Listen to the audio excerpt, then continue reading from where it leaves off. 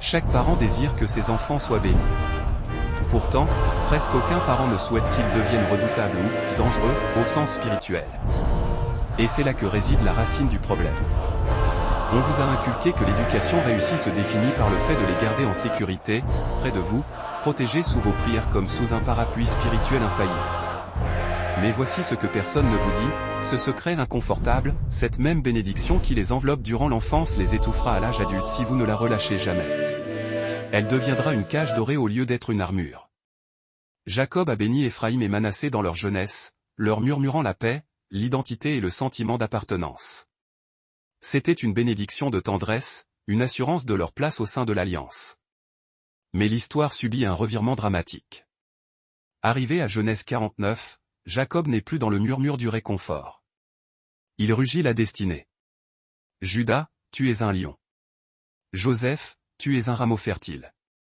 L'instruction n'est plus « restez en sécurité », mes garçons, musique mais « allez conquérir le monde ». Les rabbins l'avaient parfaitement compris. C'est pourquoi ils ont méticuleusement séparé la astérisque birka abanim astérisque la bénédiction qui affirme votre identité et votre appartenance de la astérisque birka anarim astérisque la bénédiction qui dit « maintenant, pars, lance-toi ». L'une ancre l'enfant dans son identité filiale. L'autre le propulse sans attendre dans le champ de bataille de la vie. Et voici la partie qui ébranlera votre théologie la plus chérie, la seconde bénédiction ne prend effet que si vous êtes prêt à cesser de les protéger. La majorité des parents chrétiens ne franchissent jamais ce seuil. Ils continuent de prier le même type de couverture protectrice sur leur enfant de 18 ans que celle qu'ils prononçaient sur leur enfant de 8 ans. Puis, ils s'étonnent que leurs enfants connaissent les Écritures par cœur, mais manquent de courage, qu'ils maîtrisent la doctrine mais esquivent leur vocation. Vous n'avez pas échoué en les bénissant. Vous avez échoué en ne les relâchant jamais dans leur destinée. Si vous êtes prêt à cesser d'élever des chrétiens prudents pour commencer à mandater des chrétiens dangereux, appuyez sur « S'abonner » et activez la cloche. Car ce que vous êtes sur le point de découvrir n'est pas confortable. Ce n'est pas une autre prière douillette. C'est le cadre biblique essentiel pour élever une génération qui ne fait pas que survivre, mais qui triomphe. Devinez quoi? Vous avez tout fait correctement. Les bénédictions du Shabbat chaque semaine. Vous avez affirmé leur identité, leur rappelant quotidiennement qu'ils sont des enfants du Très-Haut. Vous les avez couverts de prières depuis leur naissance, et ils le savent. Ils peuvent réciter des versets, vous dire qui ils sont en Yeshua, peut-être même diriger la louange ou servir dans le groupe de jeunes. Mais quelque chose leur manque, et vous le sentez intuitivement.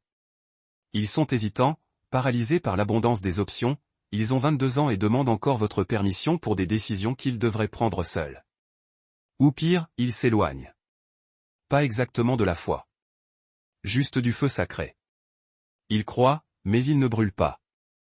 Et vous vous demandez désespérément où est l'erreur. Voici ce que l'Église rechigne à admettre, nous avons créé une génération d'enfants bénis qui n'ont jamais été mandatés comme guerriers. Nous leur avons donné une identité, mais nous avons retenu l'autorité. Nous leur avons appris qu'ils étaient aimés, mais nous ne leur avons jamais révélé qu'ils étaient des armes redoutables. Le problème n'est pas ce que vous avez fait. C'est ce que vous n'avez pas musique fait. Vous n'avez jamais déplacé la bénédiction. Lisons Nombre 27, 18-20. Moïse est mourant. Josué a été son bras droit pendant 40 ans, apprenant, observant, attendant dans l'ombre du plus grand leader qu'Israël ait jamais connu. On pourrait s'attendre à ce que Moïse prie pour sa protection, Yahweh, garde Josué en sécurité. Il n'est pas prêt pour ça. Mais il ne le fait pas. Yahweh dit à Moïse, prends Josué, fils de Nun, un homme en qui est l'esprit, et pose ta main sur lui. Tu le feras comparaître devant le sacrificateur Éléazar et devant toute l'assemblée, et tu lui donneras des ordres en leur présence. Tu le revêtiras d'une partie de ton autorité. Saisissez ce mot, donner des ordres, commissionner, mandater. Pas réconforter, mandater. En hébreu, c'est astérisque ça va astérisque, chargé, désigné, envoyé avec des ordres explicites. Ce n'est pas, que Dieu te bénisse, mon fils. C'est, voici le manteau. Voici la mission. Maintenant, va conduire 2 millions de personnes dans un pays rempli de géants. Moïse n'attend pas que Josué se sente prêt.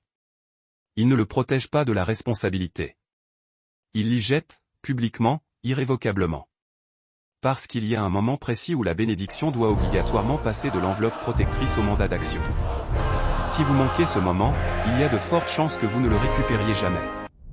La plupart des chrétiens croient que la bénédiction est unique, un flux continu où Dieu doit les garder en sécurité du berceau à la tombe. Mais les Écritures révèlent deux mouvements distincts, et le changement entre ces deux phases détermine tout l'avenir spirituel de l'individu.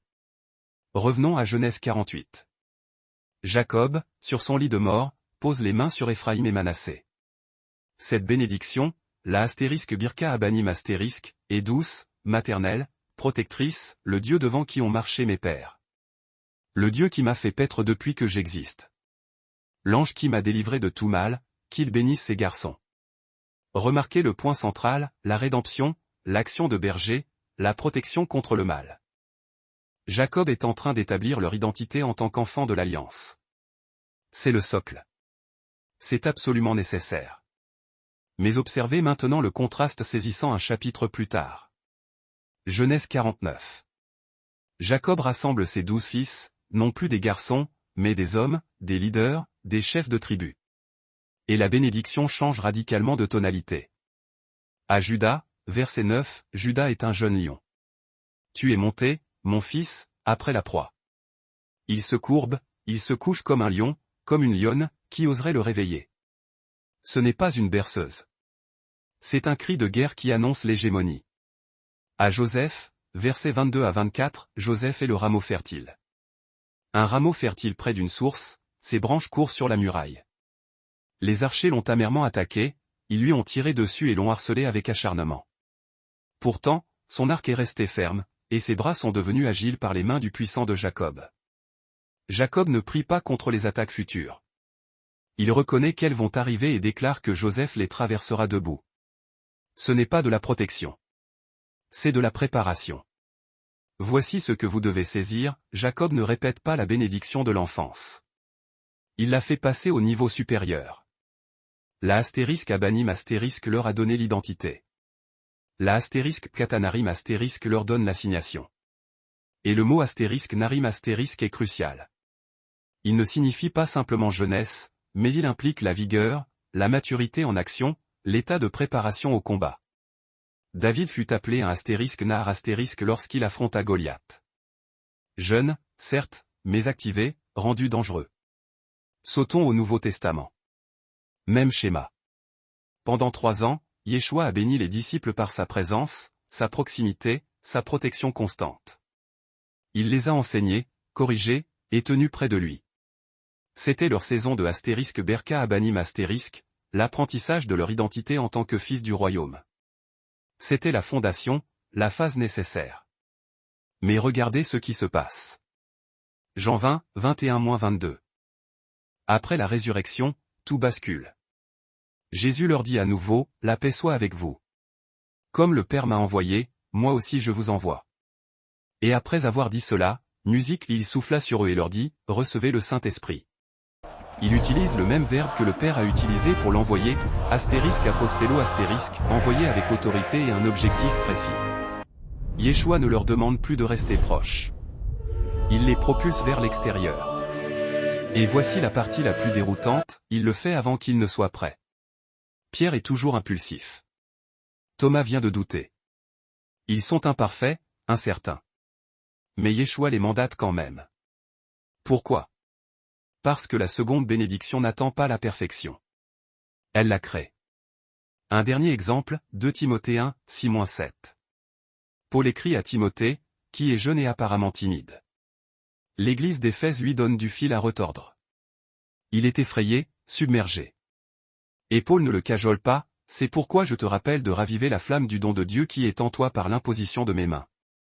Car Dieu ne nous a pas donné un esprit de timidité, mais un esprit de puissance, d'amour et de maîtrise de soi. Paul dit, Timothée, je t'ai déjà béni avec l'identité. Tu sais qui tu es. Maintenant, active ce qui est en toi. Je n'ai pas posé les mains sur toi pour que tu restes en sécurité. J'ai posé les mains sur toi pour que tu brûles. C'est la Birka Aneharim dans l'église primitive. Non pas une nouvelle bénédiction, mais une bénédiction réveillée. Voici la vérité que l'on tait, le christianisme moderne, notamment occidental, a enseveli cette vérité sous une montagne de parentalité hélicoptère et de religion averse au risque. Vos enfants n'étaient pas destinés à rester des enfants indéfiniment. Nous avons confondu la bénédiction avec le fait de pouponner, la couverture avec l'enfermement, et le résultat est une génération qui sait qu'elle est aimée, mais qui ignore totalement qu'elle est une force létale. La astérisque Birka Abanim astérisque dit, tu es l'enfant de Yahweh. Tu lui appartiens. Il prendra soin de toi comme un berger. La astérisque Birka Anéharim astérisque dit, tu es l'arme de Yahweh. Tu es envoyé par lui. Il te donnera le pouvoir. Les deux sont bibliques. Les deux sont nécessaires. Mais l'une doit céder la place à l'autre. Et la plupart des parents, paralysés par la terreur de ce qui pourrait arriver, n'opèrent jamais ce changement. Ils continuent de prier le psaume 91 sur leur enfant de 25 ans, « Aucun mal ne t'atteindra. Aucun désastre ne s'approchera de ta tente. » Et ils se demandent pourquoi cet enfant ne quitte jamais la tente familiale. Mais regardez ce que Yahweh fait avec ceux qu'il commissionne. Il envoie Abraham en terre étrangère sans carte. Il renvoie Moïse en Égypte pour affronter Pharaon, une mission suicidaire. Il envoie Gédéon au combat avec 300 hommes et quelques torchés. Il envoie Esther dans la salle du trône sans y être invité.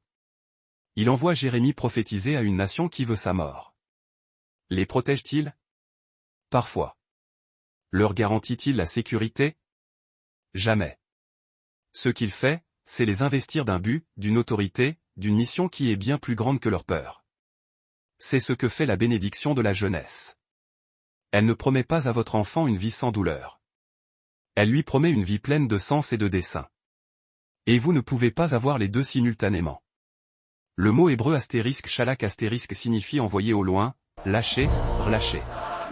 Il est utilisé lorsque Moïse envoie des espions en Canaan.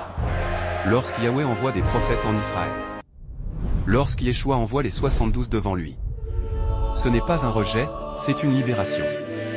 Et voici la vérité qui vous fera craquer, si vous ne les relâchez jamais, vous devenez l'obstacle principal entre eux et leur vocation. Jacob a dû laisser Joseph partir en Égypte. Moïse a dû laisser Josué entrer en Canaan sans lui. Élie a dû laisser Élisée avec un manteau et une mission.